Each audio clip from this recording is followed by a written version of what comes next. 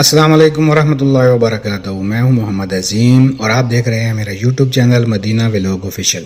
دوستو، آج میں آپ کو اس بستی کی سیر پر لے کر آیا ہوں جہاں پہنچ کر روح کو قرار ملتا ہے اور آنکھوں کی پیاس بجھتی ہے. یہ مدینہ ہے، وہ شہر جس کا ذرہ ذرہ عشق رسول صلی اللہ علیہ وسلم میں ڈوبا ہوا ہے. لوگ کہتے ہیں کہ مدینہ کی ہواؤں میں شفا ہے، اور سچ تو یہ ہے کہ یہاں کی خاموشی میں بھی ایک ایسی تڑپ ہے جو آپ کے دل کو اللہ اور اس کے رسول صلی اللہ علیہ وسلم کے قریب کر دیتی ہے.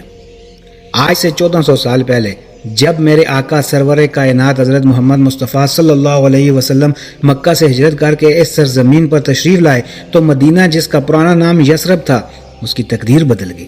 مکہ کے مظلوم مہاجرین جب یہاں پہنچے تو مدینہ کے انصار نے محبت کی وہ مثال قائم کی جس کی نظیر پوری کائنات میں نہیں ملتی. انہوں نے اپنے گھر، اپنے باغات اور اپنی خوشیاں اپنے مہاجرین بھائیوں کے قدموں میں ڈھیر کر دی. مدینہ والوں نے نبی کریم صلی اللہ علیہ وسلم کا استقبال طلع البدر علینا کے گیتوں سے کیا اور ثابت کر دیا کہ مدینہ صرف ایک شہر نہیں بلکہ ایثار اور محبت کا مرکز ہے.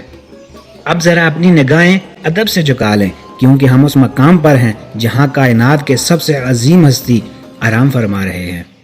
یہ روضہ رسول صلی اللہ علیہ وسلم ہے، وہ سنہری جالیاں جن کے پیچھے رحمت عالم صلی اللہ علیہ وسلم تشریف فرما ہے. یہاں پہنچ کر لفظ ختم ہو جاتے ہیں اور صرف آنسو بولتے ہیں. نبی کریم صلی اللہ علیہ وسلم کا فرمان ہے، جس نے میری وفات کے بعد میری قبر کی زیارت کی گویا اس نے میری زندگی میں میری زیارت کی. یہاں کھڑے ہو کر انسان کو محسوس ہوتا ہے کہ وہ کتنا خوش نصیب ہے کہ اسے اس در پر حاضری کا موقع ملا جہاں فرشتے بھی پر مارتے ہوئے ڈرتے ہیں. مدینہ میں رہنا ایک بہت بڑی سعادت ہے. یہاں کی مٹی میں اللہ نے وہ تاثیر رکھی ہے کہ یہاں کا کانٹا بھی چبھے تو انسان شکوہ نہیں کرتا.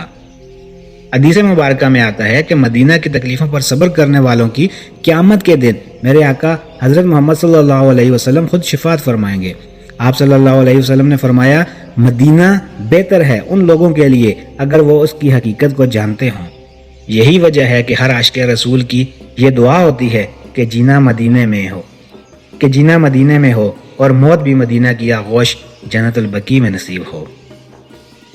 دیر تک یہاں بیٹھے رہنے کو جی چاہتا ہے، لیکن مدینہ سے واپسی کا تصور ہی دل کو اداس کر دیتا ہے.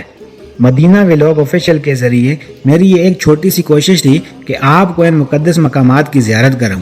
اللہ تعالی ہم سب کو بار بار باادب حاضری نصیب فرمائے.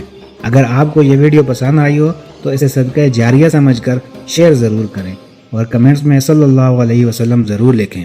ملتے ہیں ایک اور نیکسٹ روحانی ویڈیو کے ساتھ. تب تک اپنے دوست محمد عظیم مدینہ ولاگ آفیشیل کو اجازت دیجیے. اللہ حافظ.